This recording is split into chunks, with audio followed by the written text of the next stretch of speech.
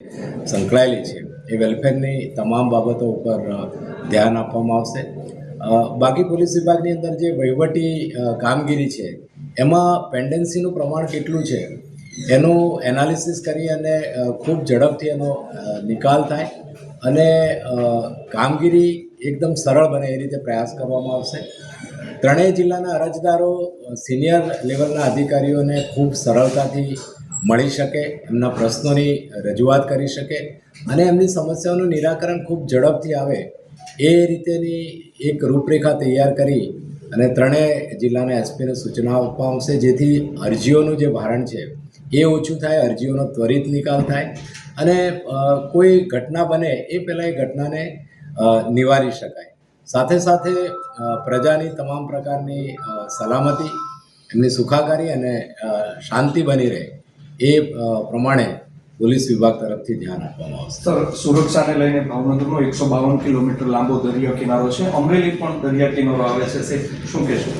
અત્યારે વર્તમાન સમયમાં જે પરિસ્થિતિ છે તેને ધ્યાને લેતા આપણે દરિયાઈ સુરક્ષાને ખૂબ પ્રાધાન્ય આપ્યું છે. રાજ્ય સરકાર અને કેન્દ્ર સરકાર દ્વારા એને સતત મોનિટરિંગ કરવામાં આવે છે.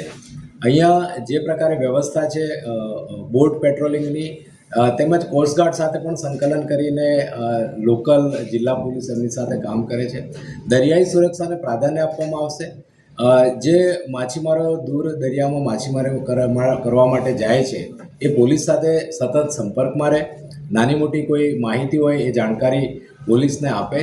એ સાથે જે દરિયા કિનારા વિસ્તારના જે ગામો છે એ ગામોની અંદર વિઝિટ કરવામાં આવશે, મુલાકાત લેવામાં આવશે, ત્યાંના લોકો સાથે ચર્ચા કરવામાં આવશે અને મેક્સિમમ દરિયા કિનારા ઉપર જે પ્રવૃત્તિઓ થાય છે એ પ્રવૃત્તિઓ ઉપર સતત ધ્યાન આપી અને એવી કોઈ પણ ઘટના ના બને અથવા એવો આપણો કોઈ પણ લેન્ડિંગ પોઈન્ટ અહીંયા ના બને એ પ્રકારે પૂરતું અને વિશેષ ધ્યાન આપવામાં આવશે, તકેદારી રાખવામાં આવશે. સર, ખાસ કરીને સાયબર ફ્રોડની આપણે વાત કરી. અત્યારે ભારતમાં સાયબર ફ્રોડમાં ભાવનગર છે તે અવ્વલ નંબર ધરાવે છે સર, અને જીએસટી કૌભાંડનો પણ હબ બન્યો છે. અગાઉ ગુજસીટો પણ દાખલ કરેલો છે.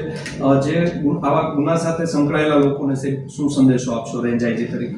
પહેલાં તો સાયબર ક્રાઇમની આપણે વાત કરીએ તો સાયબર ક્રાઇમ કયા પ્રકારનું બને છે, અહીંયા શું મોડેસ ઓપરેન્ડી છે એનું એનાલિસિસ કરવામાં આવશે અને વર્તમાન સમયમાં પોલીસ વિભાગની અંદર ઘણા ટેકનોલોજીના જાણકાર અધિકારીઓ છે એ અધિકારીઓની પસંદગી કરવામાં આવશે અને મેં કહ્યું પ્રમાણે જે રીતે ક્રાઇમ બને છે એનું એનાલિસિસ કરીને એને કઈ રીતે અટકાવી શકાય, એને કઈ રીતે શોધી શકાય એ દિશામાં પ્રયાસ કરવામાં આવશે.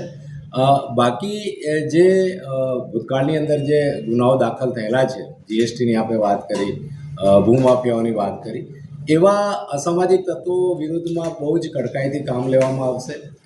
ગુજસી ટોકનો મેક્સિમમ અમે અમારી પાસે પૂરતા એવિડન્સ હશે તો એનો ઉપયોગ કરીશું અને આ પ્રકારની પ્રવૃત્તિ કે આ પ્રકારની કોઈપણ પ્રકારની સામાન્ય જનતા અને રંજાડે એવી પ્રવૃત્તિઓને ચલાવી લેવામાં નહીં આવે. Okay, thank you.